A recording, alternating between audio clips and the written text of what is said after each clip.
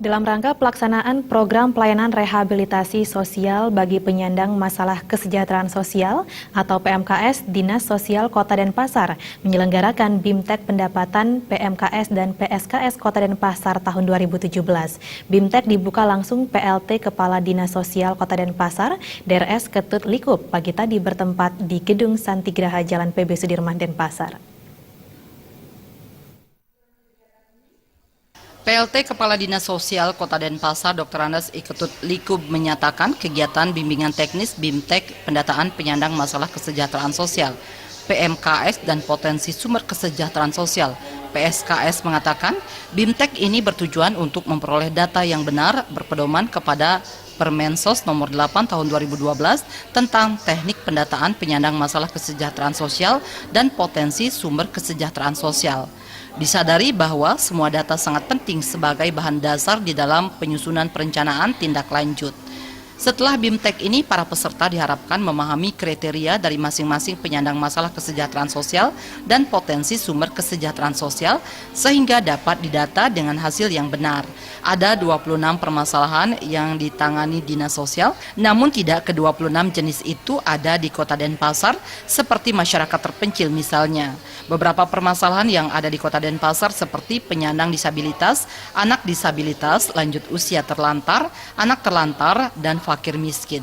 Disepakati bahwa di dalam upaya pengentasan kemiskinan di Kota Denpasar harus tersedia sebuah data kemiskinan, sehingga data apapun dari pusat, kewenangannya dapat diserahkan kepada kepala desa, lurah untuk memverifikasi dan memvalidasi melalui musyawarah desa dan musyawarah kelurahan. Karena terkait hal tersebut, kepala desa maupun lurah lah yang paling tahu tentang kondisi masyarakatnya yang miskin.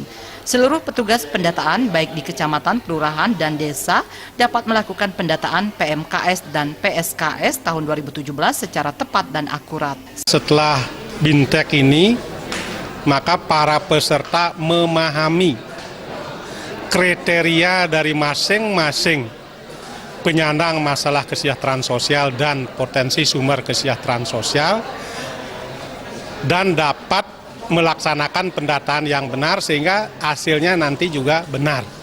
Tapi yang penting di sini kita sepakat bahwa di dalam upaya pengentasan kemiskinan di Kota Denpasar kita sudah sepakat ada satu data kemiskinan.